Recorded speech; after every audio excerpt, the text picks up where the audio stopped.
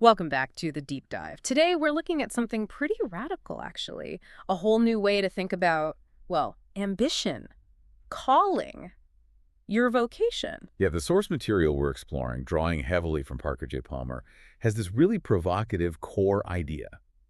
It suggests that true vocation isn't something you chase, strive for, Right. but something you actually listen for. Listen for. Okay. That already challenges the usual way we think about finding our path, doesn't it? It really does. Yeah. It cuts against that common advice. Mm. Find a hero figure, maybe a Martin Luther King Jr. Yeah. or Rosa Parks, someone amazing, Mm-hmm. and then just use all your willpower to become like them. That's the usual model of, Zai or vocation. And the sources we're looking at argue that approach is, well, fundamentally flawed, that it leads to this problem of the external model. Exactly. You end up sort of wearing someone else's mask, like putting on a famous person's face. And in doing that, you twist your own nature, you ignore your own gifts. If you spend your life trying to be the next someone, you miss being you. That's it, precisely. It's framed as a kind of self-betrayal, actually, because you're denying your own unique makeup. So our mission in this deep dive is really to unpack this principle. Let your life speak. Let your life speak. Yeah, how do we actually follow that inner voice, which, interestingly, is right there in the word itself. Vocation comes from the Latin vocare, for voice. Okay, let's get into that. Because for a lot of us, maybe especially when we're younger, let your life speak sounds like, or like a command.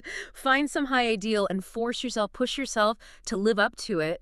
Use willpower. Right, that's the initial, maybe immature understanding. But the shift is pretty radical. It flips the whole thing. How so? It moves from forcing things to, receiving things, being receptive. The key insight is, before you start telling life what you want, you first need to listen. Listen to what life is already saying about the life it wants you to live. So trying to chase a calling just through sheer effort, through willpower, that's actually damaging. Yes, the sources call it a kind of violence against the true self. If you try to impose an external pattern onto who you really are, your authentic self, it fights back. It resists. But that sounds incredibly difficult in practice. I mean, we're trained from like day one to listen to everyone else, right? Yeah. Teachers, parents, mentors, career tests. Gurus, online quizzes. Exactly. We're always looking outside for guidance. So how do we even begin to hear that inner voice, let alone trust it? How do we know it's not just wishful thinking or maybe just an excuse to avoid hard stuff? That is the hidden challenge. We're Yeah. experts at listening outward, not inward. And the sources emphasize the soul doesn't speak in neat, logical sentences. Okay. It communicates in a more primal way. Through our actions, our gut reactions, those instincts, those pulls we feel, even the physical state of our body at a given moment. So it's like we're writing our own story every day unconsciously just by how we react to things. And we need to learn to read that script. Precisely. You got it. The soul shows itself in these subtle ways, what you're drawn to, what repels you, almost without thinking. If you start paying attention consistently to where your energy just drains away Yeah. and where it just sort of bubbles up spontaneously, that's the guidance, the kind willpower alone can never give you. That focus on instinct, on what feels right or wrong deep down, it leads us to this really interesting paradox you mentioned, the guidance that comes from limits. Yes. Most of us are always looking for the open doors, the opportunities, but this suggests that what doesn't happen or what's truly impossible for you, that might be even more informative. It's so counterintuitive, isn't it? But yeah. there's a great story about this older Quaker woman named Ruth. Okay. The author was feeling really frustrated, waiting for his true path to just open up clearly in front of him. He felt exhausted by it. I think a lot of people can relate to that feeling. Absolutely. And he confessed this to Ruth. And she just calmly replied, "I've lived over 60 years, and the road has never opened for me either. But," she said, "many roads have closed behind me, and that is guidance enough." Wow. Guidance by elimination. Roads closing behind you. That's powerful. But what does a closed road look like in everyday life? Is it like failing at something repeatedly? Or maybe just feeling profound boredom or dread about a certain path? It could be any of those things. Oh. Yeah. A closed road is essentially any sustained attempt to force yourself into being what you think you should be instead of accepting what you actually are. Think about a potter working with clay. The clay itself has limits, right? It tells the potter what shapes are possible, what will hold, and what will just crack or collapse. Right. You can't force clay to be something it's not. Exactly. If the potter ignores the nature of the material, they end up with something fragile, maybe distorted. We are, in a sense, the clay. We have to respect our own inherent nature, our potentials, and our limits. So let's make this concrete. The author actually went through this process when he was considering becoming a college president, right? He used something called a clearness committee. He did, yeah. For those listening who might not know, a clearness committee is a Quaker practice. It's a small group of people who don't give advice. They don't judge. Okay. They just ask really deep, open-ended questions. The whole point is to help the person seeking clarity to hear their own inner truth. They don't steer the outcome at all. That sounds intense, very exposing. And he went into this meeting basically thinking he should take the job. Oh, absolutely. He expected them to sort of validate his ambition, confirm it was the right move. What? That's not what happened. Not at all. During the session, they kept circling back to this one question. What did he actually like most about the idea of being a college president? He kept dodging it, giving intellectual answers, but eventually, under that gentle, persistent, honest questioning, his real subconscious answer just slipped out. What did he say? He said, I guess what I like best is that my photo could be put on the wall with the others, beneath the title president. Wow. Oh, talk about laying it bare. Yeah. Ego, the status, not really about the work itself. Exactly. It was about vanity, really. And the committee, having helped him see that truth, they didn't say, don't take the job. They just asked another question. Which was? Can you think of a simpler way to get your picture on the wall? Huh. That's brilliant and devastatingly clear. It was. That moment of clarity showed him the motivation wasn't authentic. The road, essentially, had closed behind him. He saw it wasn't his path, so he declined the role and, arguably saved himself, and maybe the college too, from a decision driven purely by ego. Okay, so we've talked about listening inward and about accepting our limits as guides. But the journey doesn't stop there. The sources also really delve into the role of darkness, of hardship. Yes, the necessary downward journey, as it's sometimes called. It's not always pleasant.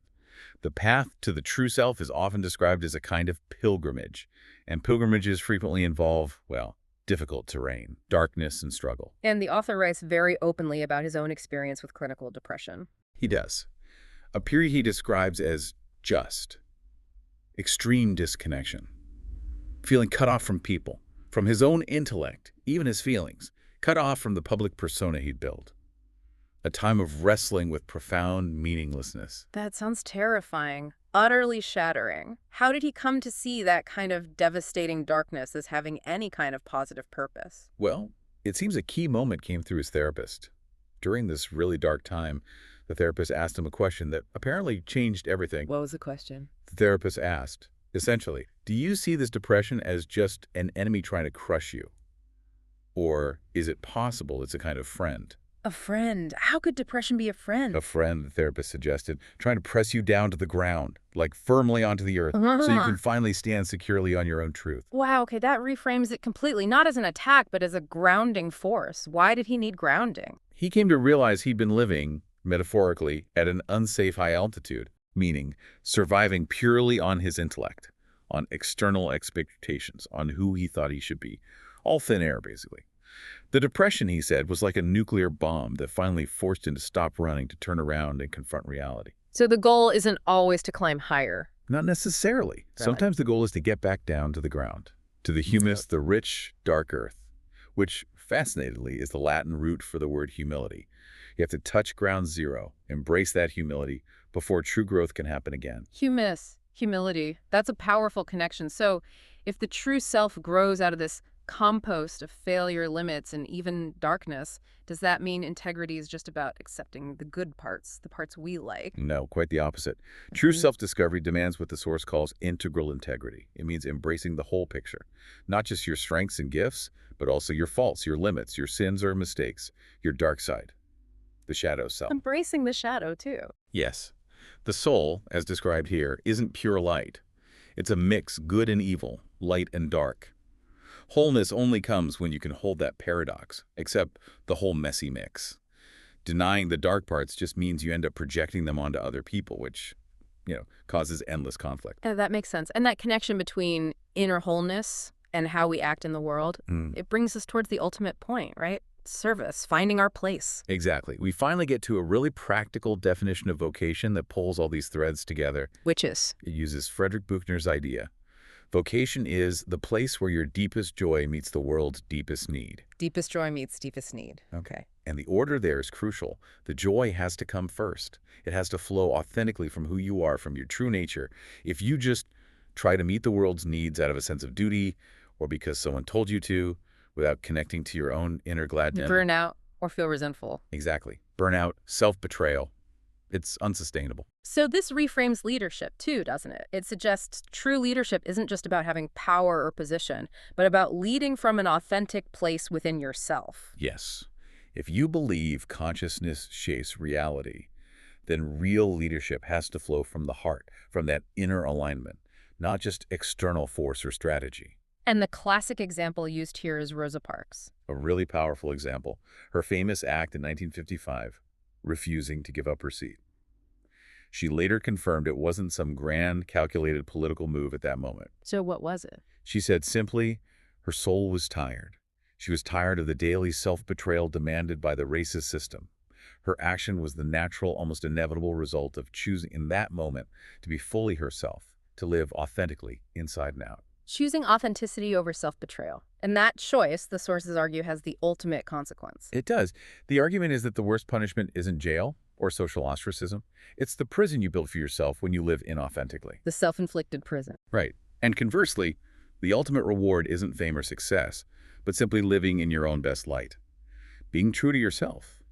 Rosa Parks apparently realized that a literal jail cell was nothing compared to the decades she'd already spent in the jail of conforming to injustice, denying her own truth. So choosing her authentic self didn't just change her life, it changed history. Fundamentally. So this whole journey, listening, accepting limits, navigating darkness, finding authentic joy, it's not a one-time thing. It's a continuous process of renewal. Exactly. It's ongoing. And the source material offers a beautiful metaphor for understanding this cycle of self-renewal. The seasons. Ah, the seasons. Autumn, winter, spring, summer. How do they guide us? They remind us that life and vocation isn't something we make through sheer force, like building a machine. It's something that grows, cyclically, like a plant. It's self-sustaining if we respect its natural rhythms. Okay, let's quickly touch on each. Autumn. It's described as a time when death and elegance coexist. What's the takeaway for finding our voice? Autumn teaches us that letting go is essential. Decay is necessary. If you cling desperately to the dying leaves, the old job that no longer fits, the relationship that's ended, the outdated self-image, you prevent the scattering of seeds. You stop the possibility of new life emerging in the spring. You have to allow the old structures to die gracefully to make way for the new. Let things fall away. Okay. Then winter, often seen as harsh, bleak. But you mentioned it brings clarity. What's the gift of winter? Winter's about retreat, dormancy, doing the deep, often hidden work. It seems harsh because it strips away all the leaves, all the distractions of summer. Yeah, you see the bare bones. Exactly. You see the roots, the underlying structure. The gift here is clarity, but only if we dare to face it. Right. We need to metaphorically walk out into the quiet cold, face our fears, understand our roots and limits during this time of rest. If we just try to hide indoors, ignore the silence, it can become unbearable. We need periods of, professional or spiritual hibernation. To see things clearly before the next growth spurt. Okay. And finally, spring and summer. These are about abundance. Yes, and this is where the source really challenges a deep-seated human fear. The assumption of scarcity. The idea that there isn't enough to go around. Exactly. We hoard things, money, power, even love or ideas, because we operate from this fundamental belief that resources are limited. But look at spring. Every year, life bursts forth.